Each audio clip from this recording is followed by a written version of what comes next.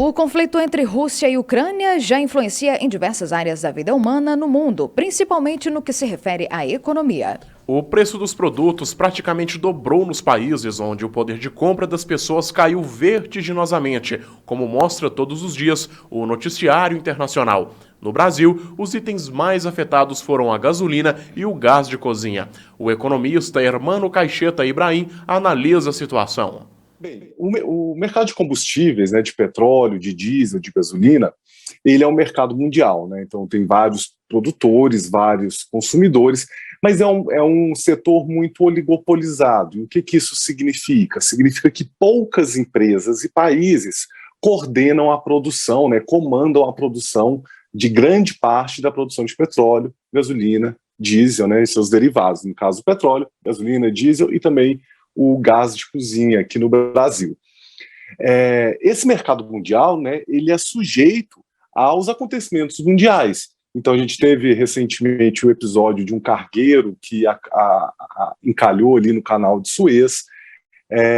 A gente tem também os países, a OPEP, né, que é a Organização dos Países Produtores de Petróleo, que são formados ali pelos países do Oriente Médio, que concentram quase metade da produção, que é um cartel que define boa parte dos preços aí desse mercado internacional, que também tem um grande impacto no preço, né, no preço geral do petróleo e de seus derivados, e também a Rússia, né? A gente tem que lembrar que a Rússia, que está envolvida aí no conflito, nessa invasão na Ucrânia, ela é um dos grandes produtores e refinadores de petróleo no mundo. E no caso de uma guerra das proporções como é da Rússia e a Ucrânia, dois grandes países europeus, a Rússia o grande produtor de petróleo, a Ucrânia o grande produtor de alimentos, inevitavelmente impacta aí no preço, né, e na dinâmica do mercado internacional. E com isso, né, seja devido à guerra em si, né, sobre toda a instabilidade que traz, né, uma guerra na Europa, portos, linhas de escoamento, de produção, das refinarias, dos postos de exploração.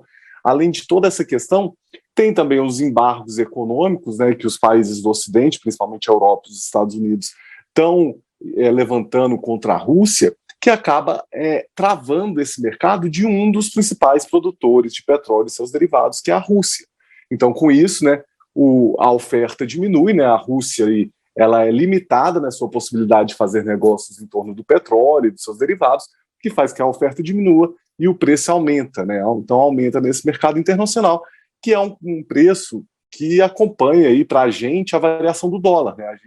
O mercado internacional ele é cotado em dólar. Infelizmente a gente não recebe em dólar, a gente não produz dólar, a gente tem a nossa moeda real e a gente tem que converter então sempre o valor lá de fora que tem essa variação do mercado mundial para a variação interna. E aí o real, né, o câmbio que a gente fala, né, essa troca da moeda internacional pela moeda nacional, ela é, vamos dizer assim, um qualificador, é um elemento que torna mais sensível a variação dos preços aqui no Brasil, porque toda variação que acontece em dólar, ela vai ser multiplicada por 5 aqui quando a gente converte por real. Então acaba que pequenas variações no preço em dólar significam para a gente aí uma grande variação no custo de importação desses combustíveis.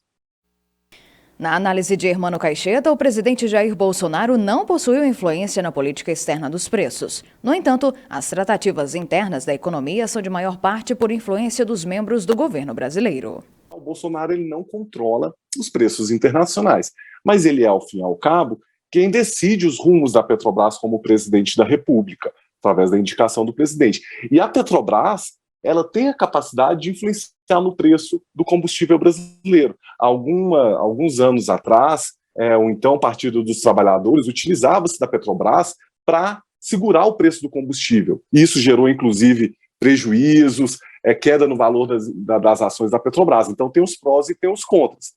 O que a gente precisa pensar, e é importante nós, como cidadãos, pensarmos nisso, porque o presidente da República ele é escolhido de 4 em 4 anos, pelo processo eleitoral. Então, quando a gente está votando para presidente da República, a gente também está escolhendo como que a gente quer que a Petrobras seja administrada. A gente quer uma Petrobras mais empresa ou uma Petrobras mais do povo? A gente quer uma Petrobras, como acontece agora, que vai seguir o preço internacional e vai comprar de fora e repassar esse preço aqui para o mercado interno, no dólar, né, e aí tendo os lucros que ela tem, mais as custas do preço do combustível, que a gente viu aí dobrar nos últimos 2 anos, ou quando a gente for pensar em quem a gente vai votar, a gente vai escolher um presidente que vai querer que a Petrobras seja utilizada como uma empresa do povo brasileiro, e aí entender que em certos momentos, como em uma guerra, em um caso como o navio encalhado, ou um choque aí dos países produtores de petróleo que entram em guerra, nesses momentos de crise a gente vai usar a Petrobras para suavizar esse impacto do preço internacional. Claro que, infelizmente, para isso a gente vai ter que sacrificar um pouco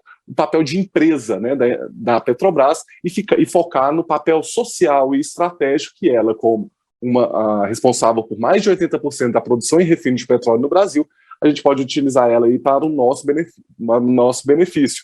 Lembrando que, né, nossa economia brasileira ela é toda movida a combustível. Então, quando a gente permite, né, que a Petrobras fique aumentando os preços, né, acompanhando esse mercado internacional, a gente repassa esse aumento do custo para toda a cadeia produtiva, desde o agronegócio, que tira a sua produção do campo, tem que levar para as exportações, para as indústrias, seja os serviços, seja a mobilidade urbana, né? Então ela tem um impacto em cadeia em toda a inflação.